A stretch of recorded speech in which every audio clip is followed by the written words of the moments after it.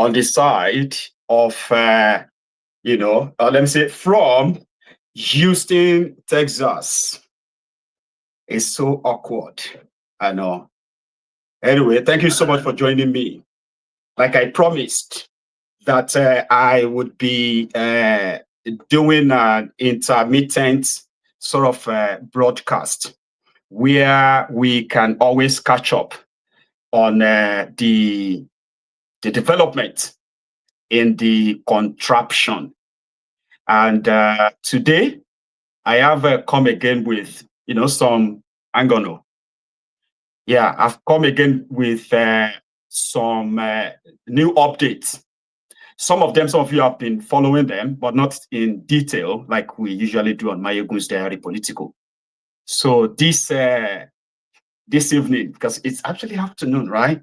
So this afternoon or this evening, we are tackling a series of recent events, some of them that we have missed in the last 48 hours. So please share this broadcast, okay? After reading the caption of the broadcast, like it, share it, invite your friends, invite your not so friendly friends, and tell them that Mayegun is live. So I have series of events. So many of them have been like, on the headlines from Nigeria.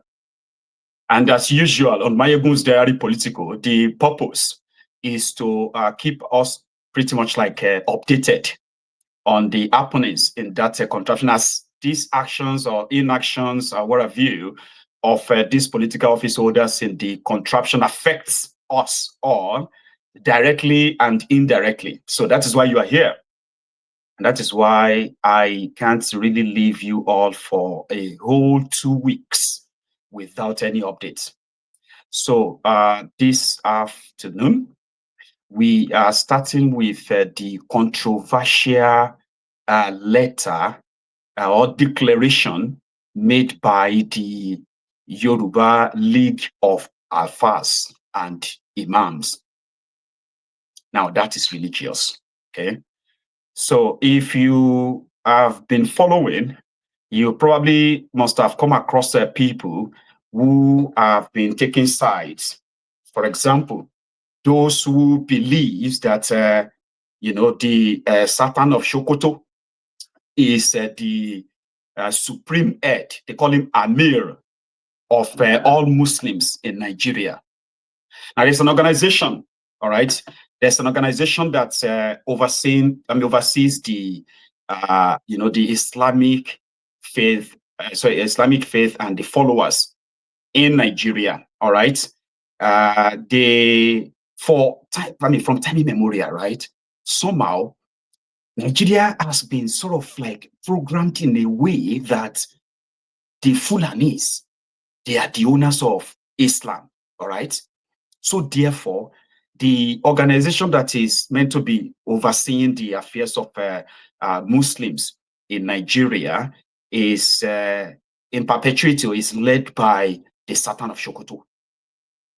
And until recent, and I can tell you the event that led to that too, okay? Until recently, people never really had, problems because they believe that it is the Sultan of Sokoto that usually would declare the time that they should all start fasting, the Ramadan, okay? But you see, when they started pushing this agenda of Sharia, it got some Yoruba. In fact, it actually started from the Northerners, okay, who never really sees the non-Fulanis as real Muslims. Or if you're not from the northern part of Nigeria, they don't really see you as, as a real Muslim, genuinely. But that is not how people who are like Muslims in southern part of Nigeria, that's not how they see it until recently, when the Sultan of Sokoto came for the Yorubas. And what did he do? The Yorubas said, we don't want the political Sharia in Yoruba land. But there were those who were also, the fanatic Muslims in, Yoruba land, who are kind of like, ardent followers of the Sultan of Sokoto. So when the idea of Sharia came by, so what then happened was that there were people being sponsored, there were people being funded, okay, to push it. And while they were doing all of that, behind the scene, okay, they were trying to use political leverage or leverages to get this done. Unfortunately, people resisted that. And the people that resisted this Sharia, this political Sharia, they are mostly Muslims. So forget about the fact that those who are non-Muslims have added their own voices to it. Say, no, no, no to Sharia, no to Sharia. The Muslims who are like Muslims in Yoruba land, they sensed, a kind of like an agenda being pushed, okay, to start what is believed to be a political Sharia. The one that they will tell you that Sharia is not for non-Muslims. Sharia is just for Muslims. It's none of your business, this and that. But experience have taught people that, no, that was how they started in northern Nigeria. They told people that their Sharia is not for non-Muslims. But we have evidence of non-Muslims who have been tried or threatened. We have seen non-Muslims who have been convicted in absentia by this supposed Sharia courts. So because of that, right, it became a very big issue. And then the Sultan of Sokoto was like, he's so disappointed in the Yorubas. So they were now pushing the agenda like the Muslims in Yoruba land or in the southern part of Nigeria, that they are endangered. Meanwhile, like the Muslims in Yoruba land, for example, were like, what are you talking about? Like, what danger?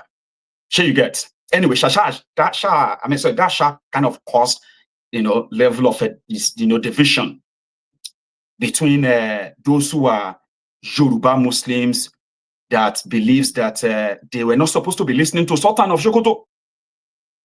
But like I said, Nigeria is structured in a way that the Fulanis, they structured Nigeria in a way that pays them. So those of us from the southern part of Nigeria demanding for either restructuring or regionalism or the breakup of Nigeria and all of that stuff, right? So we are considered as a threat to this structure put together by these Fulani oligarchs. Now, in the hierarchy of the Fulanis in Nigeria, the Sultan of Sokoto, who is the grandson or great-grandson or great-great-great-great-grandson of the first terrorist in Nigeria, Uthman Danfodio, on record. See, no, I mean, what do you mean? I wanted to say no insult intended, but if you see it as an insult, well, maybe it is really intended, okay?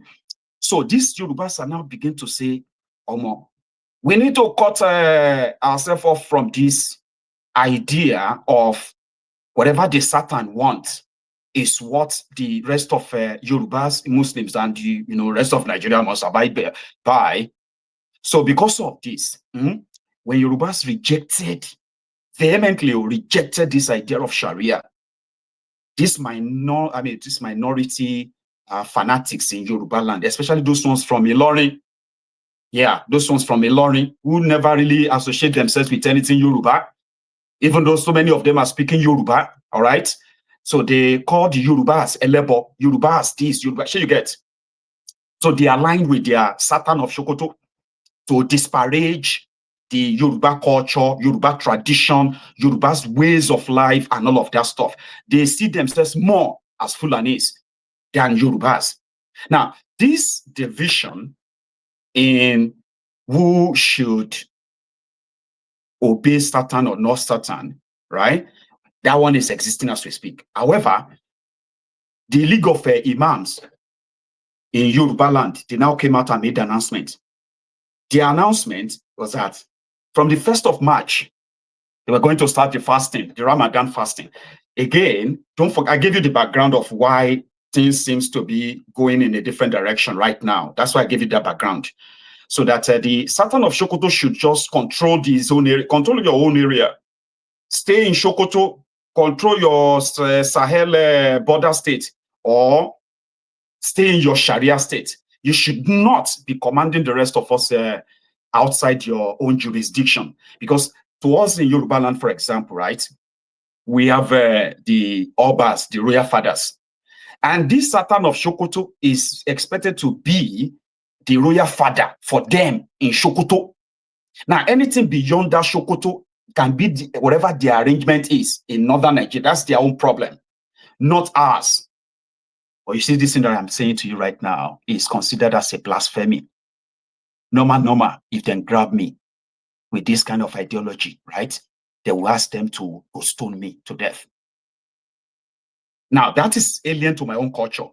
It's alien to my own tradition. It's alien to everything I hold dear as a Yoruba man. Now, but if I am a Muslim, there are some people who expected me to begin to act like I am a Fulani. Do you get it now? And whatever is associated with, what do you call it? Whatever is associated with Yoruba is considered secondary. And that is an insult to somebody like me. That because of your religion, then you have to put your religion because Muhammad told you that, or your religion taught you that, which is not true. That Muhammad is Arab. I am a Yoruba man. Now, if I adopt the religion of Islam, for example, now there is no way I am supposed to put whatever it is over my. Don't forget, I'm not a Muslim, so there are Muslims that will automatically disagree with me, but which is fine. It's fine. But it's an insult for anybody who is speaking Yoruba to look at me and say their own teachings is more superior to my tradition and my culture. Do you get that now? But there are people who want to believe that, and they are not just believing it, they are actually acting it. So this little kind of division now brought about, this face-off now. And what is the face-off? Everybody have to wait for the Sultan of Sokoto whenever there is going to be Ramadan.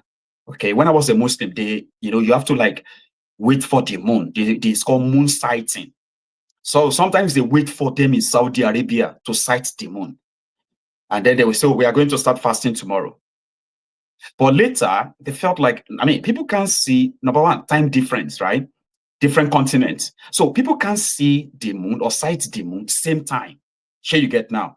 So therefore, they now said that it is the Sultan of Sokoto that must see the moon. And when the Sultan of Sokoto sees the moon, he will now tell everybody, yeah, go and fast. That shouldn't be a problem ordinarily, but things are changing. People are beginning to see agenda to push religious division, religious war in Yoruba land. Now, those who are seeing that are being called, reactionaries. It's not that serious. It's not that serious.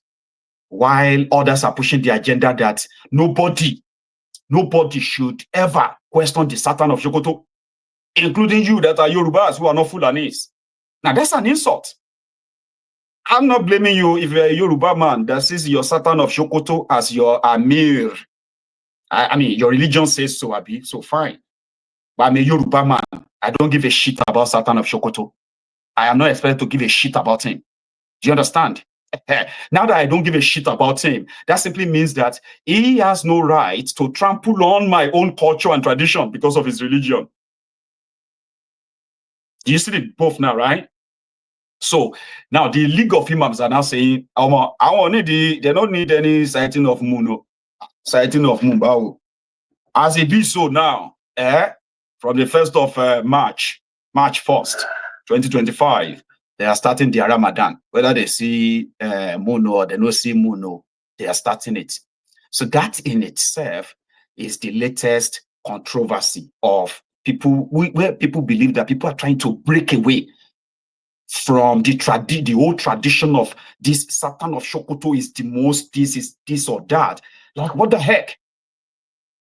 So I have seen that, I've seen their reactions and I've been like monitoring the back and forth and all that. Some people are already saying that whatever the Sultan says is what they are going to do. They don't know any League of Imams or whatever, which is fine. So the bottom line is that it may take time, but people are beginning to actually see the mismatch in what they call this one Nigeria to start with. People are beginning to see it. And this is like a form of protest. Because guess what? Anybody who is the Sultan of Sokoto is the leader of all Muslims. The person they make the deputy is the something of Borno. What do you call that one? Borno Kanemi Abikon. So whatever these two agrees, the rest of you must agree. You know, despite the fact that the way they treat those of you who are Muslim from the south, Baba, if you are a Yoruba and you are an Imam, these northerners, you know, they would never stand behind you for any prayer. I don't know if you know that. People didn't really see that as anything before now, but it's beginning to kind of like, you know, hit people differently. Like, we have just been living a fake. Everything about this contraption is so fake. Enough that in Yoruba land, you see, we have what we call the religious tolerance in Yoruba land. Religious tolerance in Yoruba land means in your family, as a Yoruba man, you would have Christians, you will have traditionalists, you will have Muslims, and everybody coexist together. Shehu of Borno, God bless you. I want Shehu of Borno be the deputy. Yeah, nobody from the southern part of Nigeria has any Islamic authority, because the way they structured it, okay, it's like everybody must follow them. You understand? So now that people are beginning to feel like, no, we are not. I like it.